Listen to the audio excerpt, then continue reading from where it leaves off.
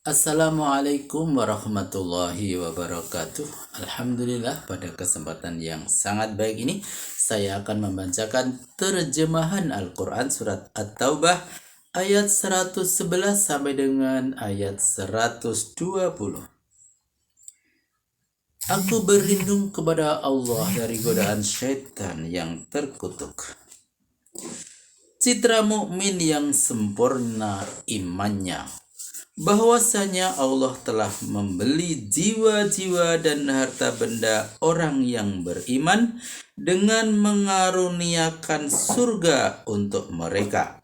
Mereka berperang di jalan Allah. Ada kalanya mereka membunuh musuh-musuhnya yang telah menyimpang dari jalan Tuhan, dan ada kalanya mereka dibunuh sebagai syuhada sesuai dengan janji yang menjadi haknya yang telah ditetapkannya di dalam Taurat, Injil, dan Al-Quran. Dan siapakah yang paling setia memenuhi janjinya kepada Allah? Karena itu bergembiralah dengan perjanjian yang kamu lakukan dengan Dia, sebab itulah kemenangan yang gilang gemilang. Sifat-sifat mereka yang beruntung itu ialah mereka yang tobat, yang beribadat dengan setulus-tulusnya kepada Allah, yang memanjatkan puji kepada Allah baik di waktu senang maupun di waktu susah, yang mengembara demi ilmu dan agama, yang rukuk dan sujud dalam sholatnya, yang menganjurkan perbuatan baik dan melarang perbuatan mungkar, dan yang memelihara syariat dan hukum-hukum Allah.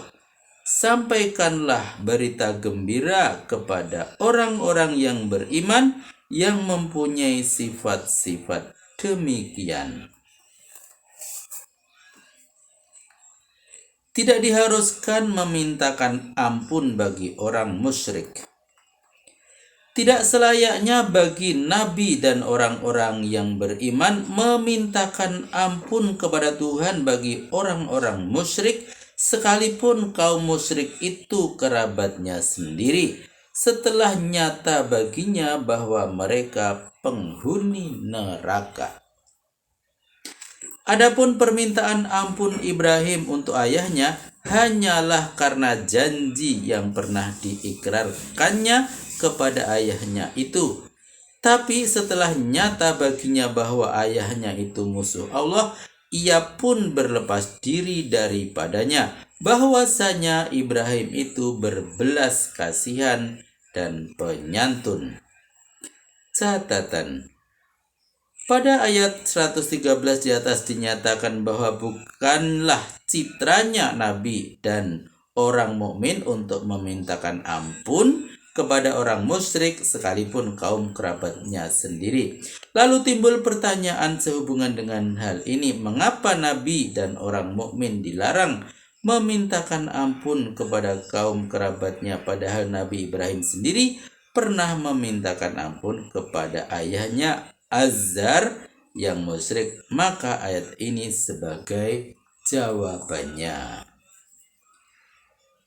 Bukanlah menjadi sunnah Allah untuk memberikan sifat sesat kepada sesuatu kaum yang dapat menyeretnya kepada hukum siksa setelah mereka diberinya petunjuk. Tak lupa pula dijelaskannya apa yang seharusnya mereka jauhi, bahwasanya Allah mengetahui segala-galanya. Sesungguhnya kerajaan langit dan bumi kepunyaan Allah. Dia menghidupkan dan mematikan, dan tidak ada yang akan melindungi dan menolongnya selain dari Allah.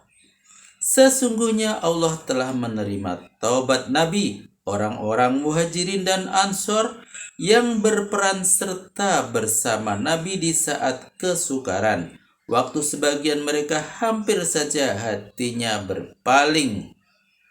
Lalu Allah menerima taubatnya. Sesungguhnya Allah Maha Penyantun dan Maha Penyayang kepada mereka. Catatan: waktu Nabi keluar ke medan perang Tabuk bersama para pengikut beliau kebetulan di musim kemarau panjang. Perbekalan serba kurang terutama air. Kerongkongan rasa akan putus karena menahan dahaga yang tak terperikan. Dalam kesulitan seperti itu hampir saja segolongan kaum muslimin yang goyah imannya berpaling. Begitu juga Allah telah menerima tobat terhadap 3 orang yang tidak ikut berperang ketika mereka teringat akan dosanya. Terasa sempit olehnya bumi yang luas ini. Begitu juga jiwanya terasa penuh sesak oleh rasa duka dan gelisah. Dan mereka yakin tidak akan ada tempat berlindung dari kemurkaan Allah kecuali tobat kepadanya. Lalu Tuhan menerima tobatnya supaya mereka kembali mengikuti Rasul. Sebenarnya Allah Maha Penerima Tobat dan Maha Penyayang. Catatan: ketiga orang itu ialah Ka'ab bin Malik dari Bani Salamah, Hilal bin Umayyah dari Bani Saqif, dan Maroroh bin Rabi' dari Bani Umar bin Auf. Mereka gelisah, jiwanya tersiksa karena permintaan tobatnya ditangguhkan Tuhan, sedang mereka sangat takut akan akibatnya.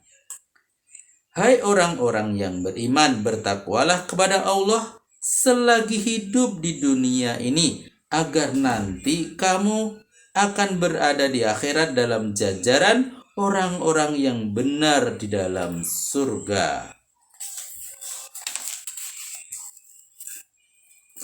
Tidaklah patut bagi penduduk Madinah dan orang-orang Arab pedesaan yang ada di sekitarnya untuk tidak ikut berperan serta bersama Rasulullah dalam berperang pada jalan Allah, dan tidak pula patut mereka mencintai dirinya melebihi cintanya kepada Rasul.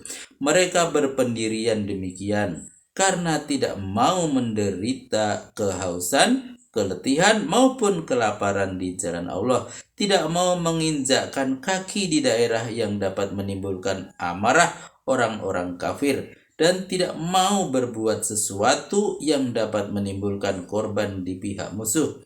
Kalau mereka berbuat, pasti perbuatan itu dituliskan sebagai amal saleh baginya.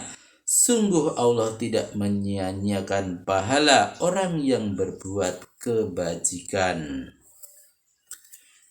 Maha benar Allah dengan segala firman-Nya. Alhamdulillahirrabbilalamin. Telah kami bacakan terjemahan Al-Quran surat At-Taubah ayat 111 sampai dengan ayat 120. Semoga bermanfaat dan sampai jumpa pada video berikutnya. Billahi taufik wal hidayah. Wassalamualaikum warahmatullahi wabarakatuh.